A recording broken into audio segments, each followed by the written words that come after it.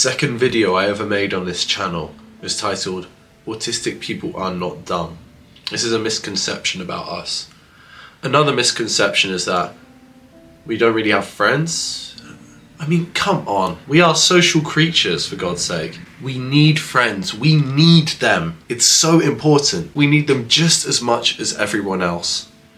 Throughout my whole life, I've had various friends here and there. I've tried to fit in with the popular kids.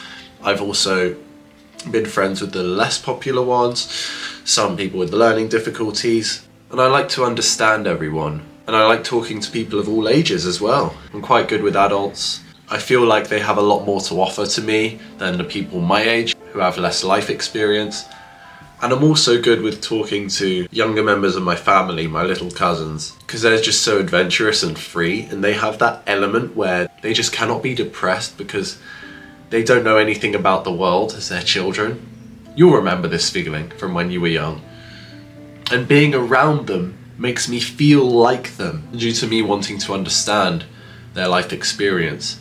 It helps me incorporate elements of their life into my own, and that can save you from depressive or anxious thoughts. Throughout my entire life, I've always had at least one friend who sticks by my side, and we're best buddies at the same time.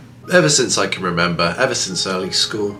And that is what makes life what it is. Friends aren't just other people, friends are the experience itself. Having a friend to talk to is so important, as I've mentioned in a previous video, about why you need someone to open up to, someone you can be vulnerable with, because that can make all the difference between just existing and actually living life. So why do people think that autistic people are generally lonely? We have each other in the end. It's just because of what they see on the outside. See, they're not very introspective people, normal people, or normies, whatever you want to call them. They're not introspective. They judge the book by its cover. They'll look at the person and think nothing of them other than their physical attributes and their behavioural traits. I mean, no wonder a lot of people with autism are scared in the playground, because they have no one to run to help listen to them out on their problems. No wonder they're picked on, because usually they're more alone than other people, or lonely. Alone and lonely are two very different words, by the way.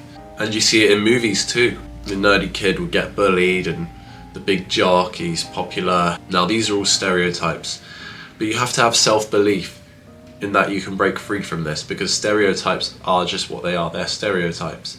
They're not real. I talked about my experience of forming my own purple hang gang in year 9 in my full social life video, and that was my attempt to have my own kind of gang, my own group of friends who I can reliably trust on, and go around conquering the playground, you know, being the big guy.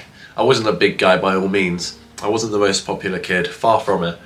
But I formed my own gang, and I thought harassing people was cool, so I did that for a few months. It was like, for a very short period of time, the bullied became the bully. It's the cycle of bullying. It's someone turning into a bully and then passing it on down to the next kid, who will then become a bully because of that.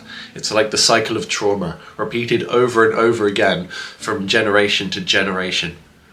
That's why anti-bullying campaigns have never worked. We all know it's way more complicated than that. It is a natural tribal feeling that causes people to try and be above the rest like that. And it continues forever. And teachers cannot do a damn thing about it, because all they do is enforce, no punching in school, even if it's the kid who's trying to punch back to the bully, but he got caught by the teacher, so then the bullied victim gets in trouble. Like, what? There needs to be a serious change here. I can't believe so many bullied victims are getting the wrong end of the stick, both in school and also in their personal lives, when they sit at home and they just can't stop thinking about the moment they were traumatized by their big bully. It's unfair, man. This is so backwards. Man, I really wish school would allow fighting back, because that's only fair. It's just that the bully's smart enough to not be seen, because he has more social awareness, and that's where it all comes together. Some autistic people like me, we suffer from being unaware in social situations, which ends up getting our own gullible selves in trouble. This world is not built for us.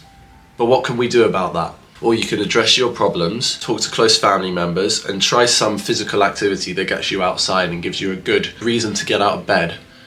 You can run, you can fight, you can do sports and play football. It gets your blood pumping, it gets you going, and it's your reason to live. And you'll notice that when you start to get your blood pumping and get going in life, You will feel more ready to conquer the day, and you will attract more people into your life because they like what you're doing.